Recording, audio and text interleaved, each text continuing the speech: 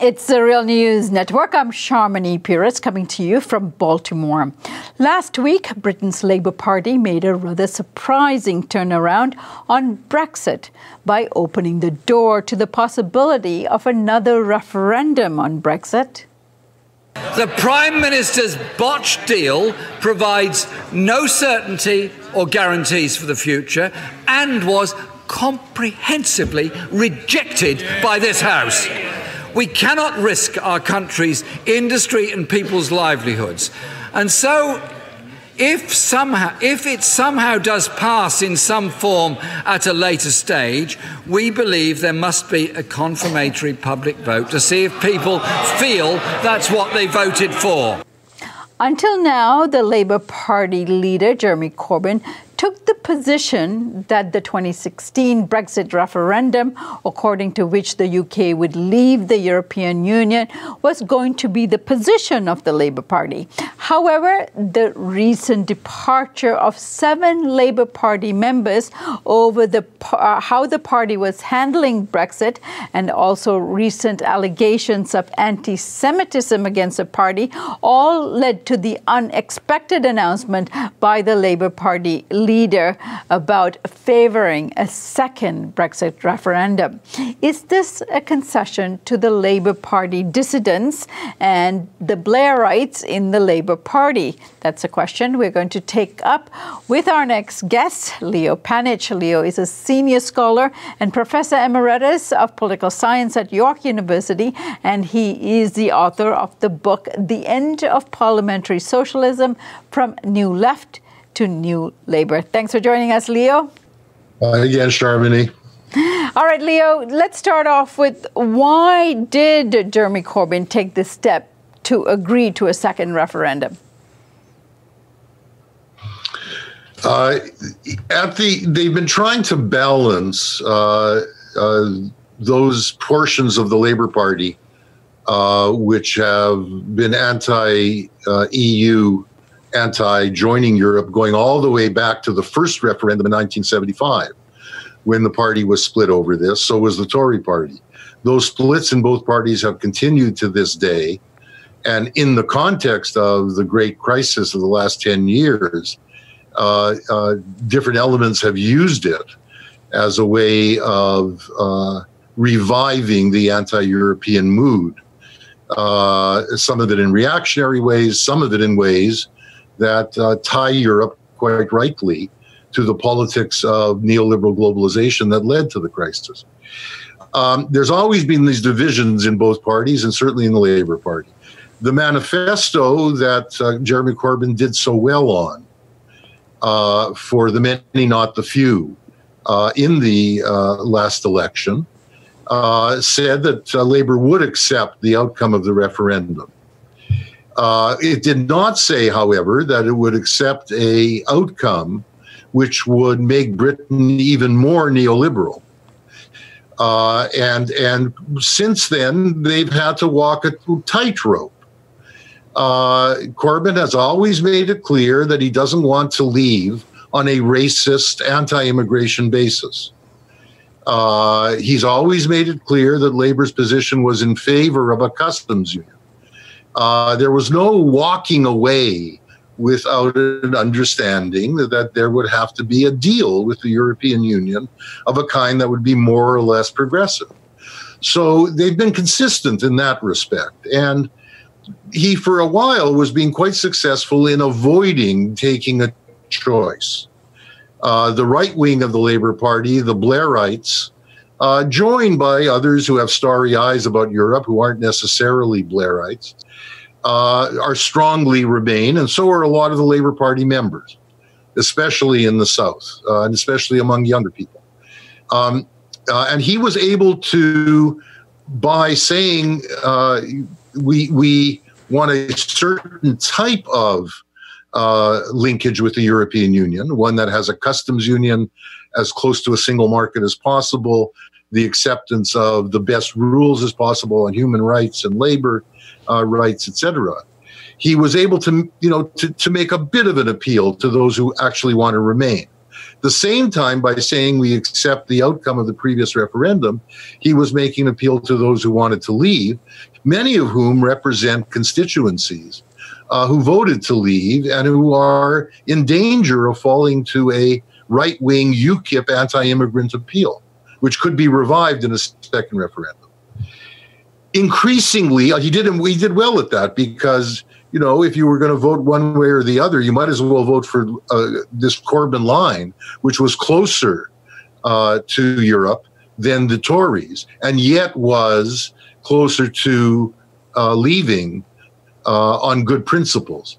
Now, it came to the point where the momentum, small m momentum, behind those who want a second referendum, which has been led by the old Blairite element of the party, has been such, it grew so great that the pressure became greater and greater, and it looked like Corbyn was being irrelevant to the debate, voting against May's deal as a bad deal, insisting you can't have no deal.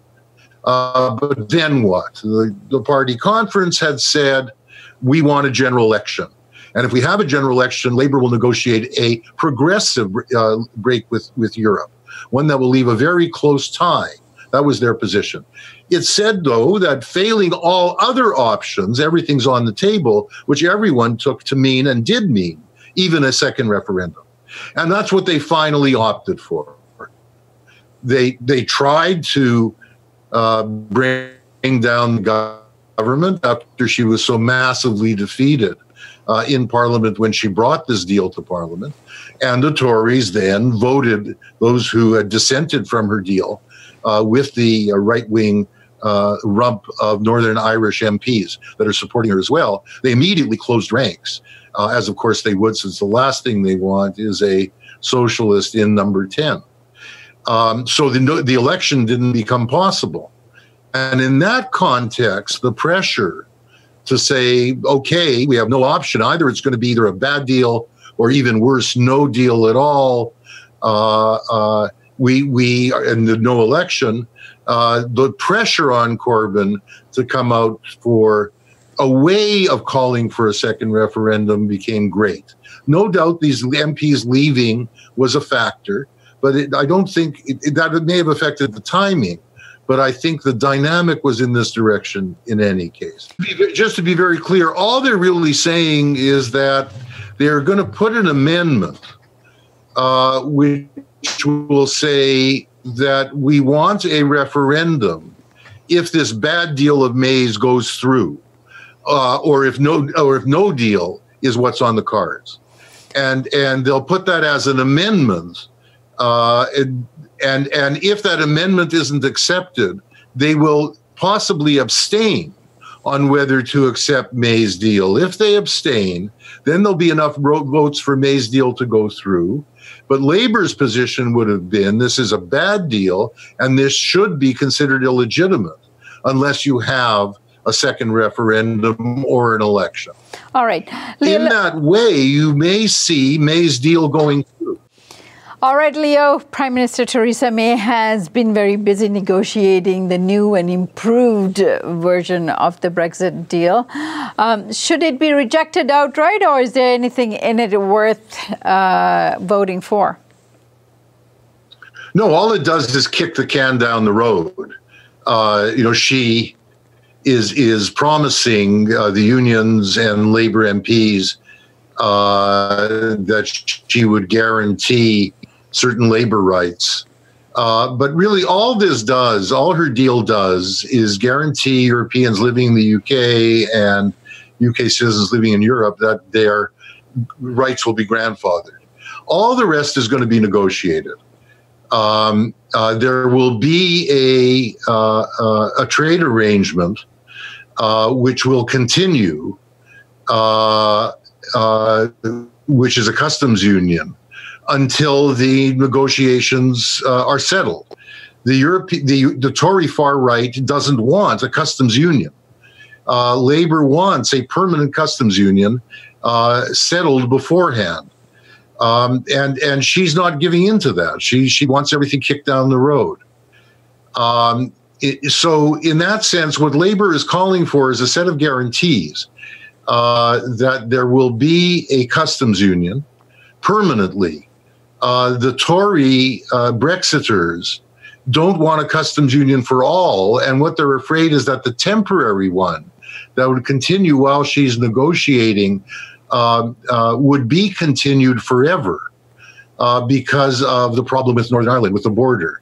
They're saying that they'd have to continue a customs union until they worked out something with the Irish border. I think the Tories may give in to something vague on this, but for the moment, that's what they've stood on. Labour wants a bunch of other guarantees. They want something close to a single market as far as possible, which has to do with services and labour movement. But they also want a guarantee that at least a minimum of existing European rights, human rights, labour rights, maybe some capital rights would be maintained. And then if a socialist Britain does even better than Europe, it would take the lead. Those would come into force. So, Labour's also proposing close ties, including common funding and participation in a whole set of European institutions.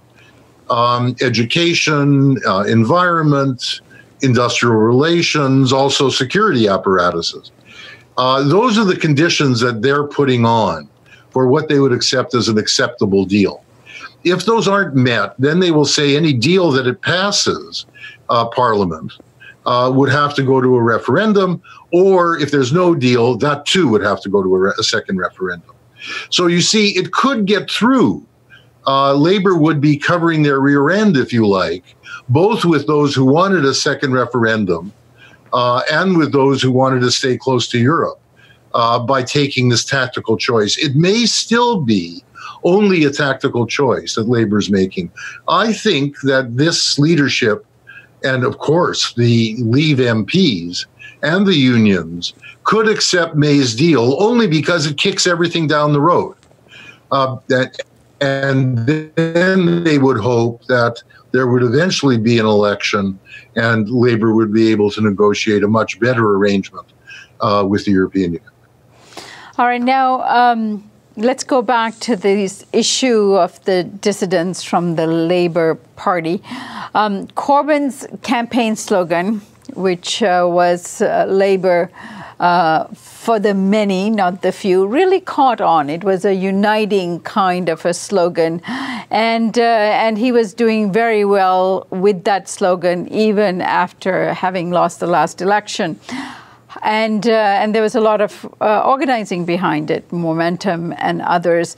Now, this dissident group of 7 that resigned last week and I guess we should add the anti-Semitic allegations to that. Combined, does this really represent a decline or demise in the support for the Labour Party, and also tell us what this independent group is and what it might manage to achieve in the context of UK Labour? You have to remember that the majority of the Parliamentary Labour Party tried to bring Corbyn down just before the last election, when he increased Labour's vote by such a massive amount, from 30% to 40% of the total electorate. The majority of the Labour Party are either Blairites, that is gung-ho globalizers of the Hillary Clinton, Bill Clinton variety, the Tony Blair variety, and gung-ho for the American empire. Or there's an old set of social democrats. So some of them are young people, but they think in terms of the old mixed economy. Let's get back to the 1950s arrangement with responsible capitalism. And then there's a whole bunch of relatively unformed people who could go either way. And they tend to be looking primarily at whether they think they'll get reelected or not. They're pragmatic, and they'll blow with the way the wind blows. So you constantly have to be looking at what Corbyn is doing, not in terms of Corbyn being in clear control of the party. And those who wanted to bring him down are still there. And they cynically may want to be bringing him down either on Brexit or by using this appalling trumped-up charge of anti-Semitism in a completely cynical way. I don't think the majority of MPs are doing that, but they certainly can get on a bandwagon when a fire is lit under them or when they fear that they might lose their seats. So, this is continuing to plague the Corbyn leadership, turning the Labour Party into a democratic socialist party, even with Corbyn as leader, even with Momentum having pulled in so many young activists. It was never going to be easy. On the contrary, the more that it looked like Corbyn had wind under his sails, the more determined were those who were anti-socialist to keep the pressure up. And while they, sometimes take principled stands, some of them can genuinely believe that to recognize a Palestinian state is ipso facto anti-Semitic. I think that's objectively, of course, absurd, but they can believe it. And there are people who are so committed to the notion of the European Union representing progressive human rights values, despite all of what they've done in terms of imposing austerity on Europe. They will act on this. And holding this coalition together, even with Corbyn as leader, is by no means easy. And that's what you see playing out. The Labour Party cannot be a socialist party without splitting. If it splits, however, it can't win the next election or maybe even the one after. People desperately need a Labour government for defensive purposes to finally stop the austerity. A report just came out today on the massive effect of austerity on local councils who've had to sell off libraries and community centers in order to pay for the next round of cuts that are being imposed upon them by the central government. So the desperation to get a Labour government in, and of course, a Corbyn Labour government would be clearly committed against austerity. The Ed Miliband-led Labour Party accommodated to the Tory demands on austerity. The difference between the Corbyn leadership is that it's absolutely clear that it would not do that. But, this is a very, very shaky enterprise that Corbyn is sitting on top of. And he's not helped, I think, to some extent, by activists who don't see the long-run strategic perspective. They're so committed to Palestinian rights that they're prepared to split the party now, if need be, in order to take on these cynical people who use that as itself anti-Semitic.